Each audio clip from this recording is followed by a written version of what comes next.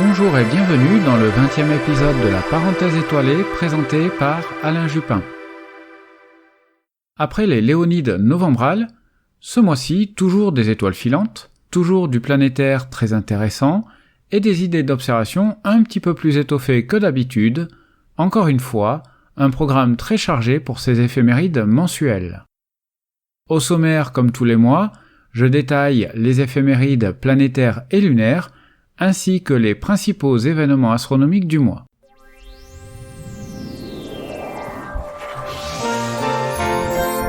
La visibilité des planètes. En cette période bientôt hivernale, nous sommes toujours dans une très belle période d'observation des planètes. Commençons par Mercure. Elle sera difficilement observable même si les conditions s'améliorent un peu. Elle atteint son élongation maximale le 4 décembre à 21 degrés à l'est du Soleil. Elle s'observe jusqu'au 10 voire 12 décembre le soir. Mais il vous faudra d'une part un horizon parfaitement limpide et dégagé, et d'autre part des jumelles pour faciliter son repérage dans l'heure qui suit le coucher de l'astre du jour. Le 22 décembre, elle sera en conjonction inférieure avec le Soleil et donc inobservable durant cette période. Sous les tropiques, l'orientation de l'écliptique rendra son observation un petit peu plus facile. Ce mois-ci, elle visitera les constellations du Sagittaire jusqu'au 25 décembre, puis entrera dans l'Ophiuchus pour le reste du mois. À partir du 13 décembre, Mercure fera machine arrière et entame sa rétrogradation jusqu'au 1er janvier 2024. Pour les astrologues, elle débute le mois dans le signe du Sagittaire, qu'elle quitte le jour même, pour entrer dans le signe du Capricorne. Le 23 décembre, du fait de sa rétrogradation, elle reviendra dans le signe du Sagittaire. Pour Vénus, cela reste une période idéale pour son observation, même si la diminution de son élongation s'accélère. Elle s'observe tout le mois le matin vers l'horizon sud-est, elle se lève environ 4 heures avant le lever du soleil en début de mois et 3 heures avant lui en fin de mois. Même si son éclat diminuera un peu, il reste intense et immanquable dans les lumières matinales, car tout simplement l'astre le plus brillant du ciel à ce moment-là. Sous les tropiques, son observation se fera également dans d'excellentes conditions. Elle finira de traverser l'immense constellation de la Vierge le 11 décembre pour entrer dans la Balance. Pour les astrologues, elle est dans le signe de la Balance qu'elle délaisse le 4 décembre pour entrer dans celui du Scorpion, qu'elle traversera jusqu'au 29 décembre, et terminer l'année dans le signe du Sagittaire. Pour Mars, après sa conjonction solaire du mois dernier, elle est toujours trop proche de notre étoile pour espérer l'observer. C'est valable aussi bien en Europe que sous les tropiques. Elle finit de traverser la constellation du Scorpion le 5 décembre, et passera le reste du mois dans l'Ophiuchus. En astrologie, elle est tout le mois dans le signe du Sagittaire. La géante Jupiter s'observe toujours dans d'excellentes conditions en Europe comme sous les tropiques. Elle est visible durant toute la nuit. Si vous avez des jumelles, n'hésitez pas à jeter régulièrement un coup d'œil sur cette planète. Vous pourrez, à l'instar de Galilée, observer le fabuleux ballet des satellites joviens. Que ce soit avec de petits ou grands instruments d'amateurs, vous vous régalerez d'observer les bandes équatoriales, la grande tache rouge et les magnifiques volutes nuageux de son atmosphère. Elle sera tout le mois dans la constellation du Bélier et sera rétrograde jusqu'au 31 décembre. En astrologie, elle est tout le mois dans le signe du Taureau. Pour la planète Saturne, elle s'observe en toute première partie de nuit car elle se couche de plus en plus tôt. C'est encore une période intéressante pour l'observation de ces anneaux, surtout en début de nuit, au moment où elle passe le méridien. Même combat sous les tropiques où les conditions d'observation sont excellentes. Mais profitez-en car dorénavant, le temps ne va pas jouer en votre faveur pour son observation. Elle est tout le mois durant dans la constellation du Verseau. Pour les astrologues, elle ne change pas non plus de signe et reste dans celui des Poissons. Uranus s'observe quasiment toute la nuit. Pour faciliter son repérage, elle est confortablement installée entre la planète Jupiter et l'immanquable amas des Pléiades, à peu près à mi-distance.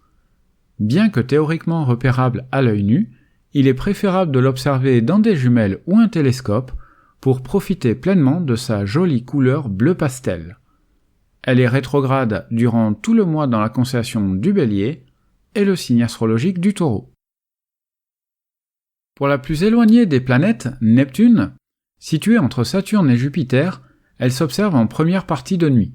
Elle se couche vers minuit. Cette lointaine planète est rétrograde jusqu'au 6 décembre, évoque dans la constellation du Verseau jusqu'au 11 décembre, pour revenir dans la constellation des Poissons.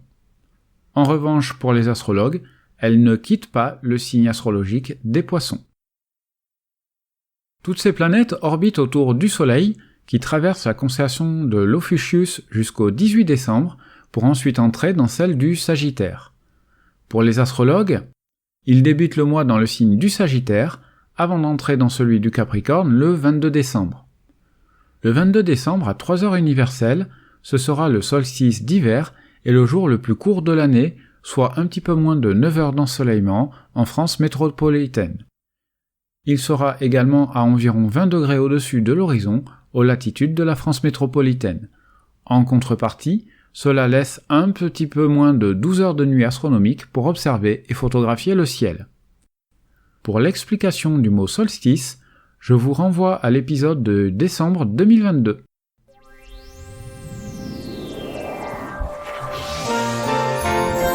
Les éphémérides lunaires. Le mois débutera avec une grosse lune gibbeuse et le mardi 5 à 5h49, ce sera le dernier quartier dans la constellation du Lion. La nouvelle lunaison débutera le mardi 12 décembre à 23h32, soit le mercredi 13 en heure française, avec la nouvelle lune dans la constellation de l'Ophiuchus. Le mardi 9 à 18h39, ce sera le premier quartier visible dans la constellation du Verseau.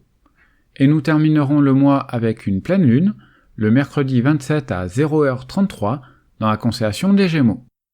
Ce mois-ci, elle est surnommée la pleine lune des droits humains, en référence à la date du 10 décembre, célébrant l'adoption en 1948 par les Nations Unies de la Déclaration universelle des droits de l'homme, avec un H majuscule, je préfère préciser.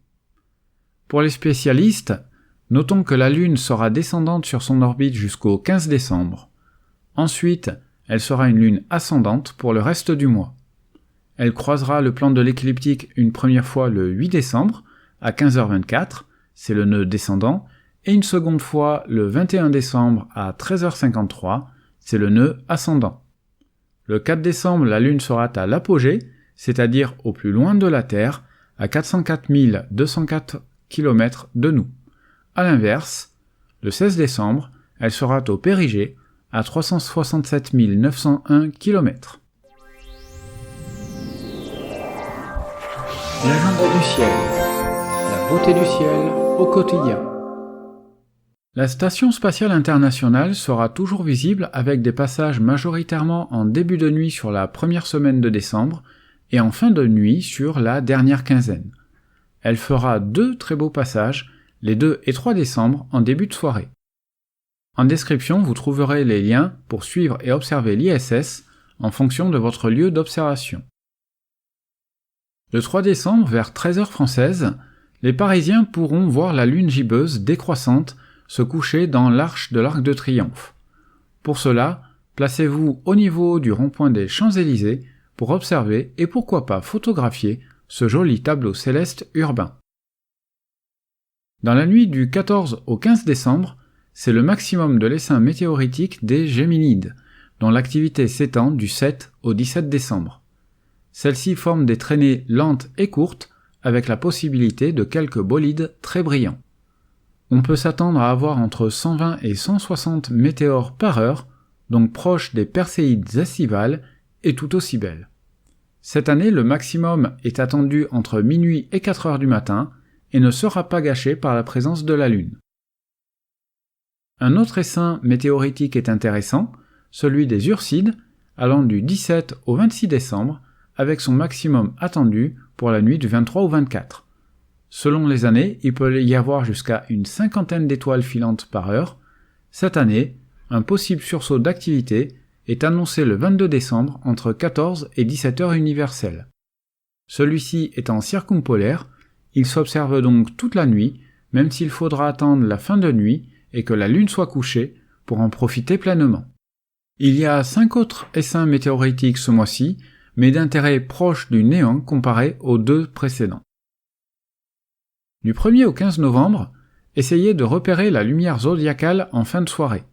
Une observation somme toute assez délicate, la pointe du cône de la lumière zodiacale s'étend du Sagittaire jusqu'au Capricorne.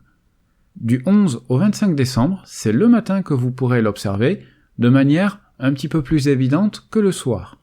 Même s'il faut idéalement un ciel exempt de pollution lumineuse, elle s'observe assez facilement, même si le ciel n'est pas parfaitement noir. Un ciel rural voire périurbain permet de la distinguer dans pas mal de cas.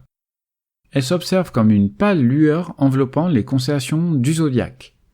Cette année, la lumière zodiacale est magnifiée par la présence de Vénus en l'observant le matin, ou celle de Saturne pour l'observation du soir.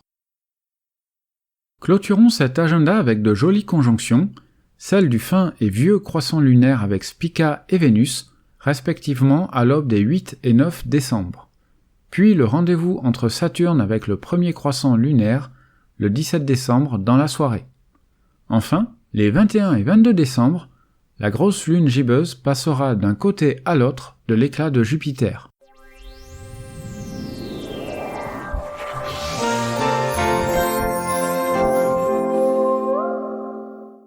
En début de mois, la constellation du Sagittaire sombre rapidement derrière l'horizon en même temps que les dernières lueurs crépusculaires. La partie bien visible du zodiaque s'étendra du Capricorne à la Balance, qui se lève peu avant les premières lueurs crépusculaires. En milieu de nuit et en milieu de mois, le Cocher est au zénith, entouré par les constellations de Persée, du Taureau, des Gémeaux, du discret Lynx et de l'invisible constellation de la Girafe. Bien sûr, la superbe Orion est bien installée pour passer l'hiver avec nous, mais avec l'aide d'une carte du ciel et surtout pas de votre smartphone, tentez de repérer l'immense constellation de l'Éridan, frôlant l'horizon sud en milieu de nuit.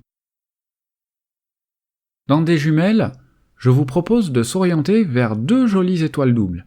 Commençons par les classiques Alcor et Mizar, qui servaient jadis à tester la vue des archers au Moyen-Âge. Déjà double à l'œil nu, Mizar se révélera également être une étoile double également. On poursuivra avec Epsilon Lyrae, la célèbre double-double de la lyre, visible avec Vega dans des jumelles. Si vous disposez d'un télescope, je vous propose d'observer dans la constellation de la Licorne le non moins de circonstance amas du sapin de Noël, alias NGC 2264. Il s'agit d'un très jeune amas ouvert, âgé d'environ 9 millions d'années et distant d'un peu plus de 2000 années-lumière. Il est assez facilement repérable, à peu près au tiers de la distance en partant de l'étoile Alzire des Gémeaux et en allant vers Epsilon Monoceros. Le vaste complexe nébuleux dans lequel il baigne est plus difficilement visible en observation visuelle. Dans les Gémeaux, l'observation de la nébuleuse de l'Esquimau, cataloguée NGC 2392, est très jolie à observer. Bien que visible dans de petits télescopes, il faut cependant une grande focale et, si possible, diamètre aussi pour distinguer sa structure. Il s'agit d'une nébuleuse planétaire éloignée de 6500 années-lumière de notre système solaire. Ce mois-ci, pour les astrophotographes en herbe, je vous propose le rendez-vous photographique suivant. En très grand champ, avec des objectifs classiques de 20 à 50 mm, braquez vos objectifs sur la constellation d'Orion. La présence de la nébuleuse éponyme sera évidente sans avoir à poser trop longtemps, quelques dizaines de minutes suffisent. Les plus doués d'entre vous pourront y passer quelques heures de plus pour tenter de faire ressortir la grande boucle de Barnard. Il s'agit d'une immense nébuleuse en émission enveloppant la constellation d'Orion, du point de vue terrestre. S'étendant sur un champ apparent d'environ une dizaine de degrés, elle est aussi extrêmement faible côté luminosité, et visible uniquement avec des moyens photographiques et en très longue pause. Si vous recherchez des cibles plus exotiques pour des défis d'observation, je vous propose l'un des objets messiers les plus difficiles à observer, j'ai nommé M74. Il s'agit d'une galaxie spirale éloignée d'environ 25 millions d'années-lumière dans la constellation des Poissons. Elle se repère à un peu plus d'1 degré à l'est d'Eta Pisces. Avec sa magnitude surfacique de 14, un instrument de 250 à 300 mm de diamètre me paraît être un minimum. Elle est invisible aux jumelles, et dans des instruments de petit diamètre, on confond souvent le cœur galactique avec une étoile, ce qui lui a valu le sobriquet de galaxie du fantôme. Pour rappel, les cibles présentées le mois dernier restent pour la plupart toujours d'actualité. Pour observer confortablement dans des jumelles, visez des cibles pas trop hautes sur l'horizon, et surtout, installez vos jumelles sur un trépied.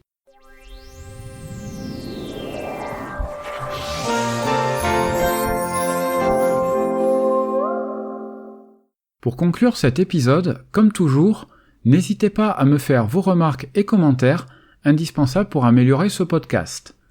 Comme toujours, vous pouvez l'écouter sur Spotify, Deezer, Google et Apple Podcasts et enfin sur YouTube. Quelle que soit la plateforme, pour ne pas rater le prochain épisode, n'oubliez pas de vous abonner sur la plateforme ou mieux, à la lettre d'information mise en place cet été. Rendez-vous très prochainement pour l'épisode sur les événements astronomiques de la prochaine année. J'espère pouvoir sortir cet épisode pendant les fêtes, même s'il reste encore beaucoup de travail à accomplir. D'ici là, n'oubliez pas de lever les yeux vers le ciel pour de belles observations astronomiques. Merci pour votre écoute et au revoir.